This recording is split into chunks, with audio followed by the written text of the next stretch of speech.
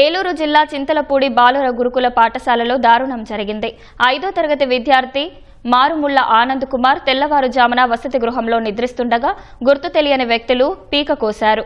పక్కనే ఉన్న విద్యార్థులు గాయాన్ని గమనించి ప్రిన్సిపల్ దృష్టికి తీసుకెళ్లడంతో విద్యార్థిని స్థానిక ప్రభుత్వ ఆసుపత్రికి తరలించారు.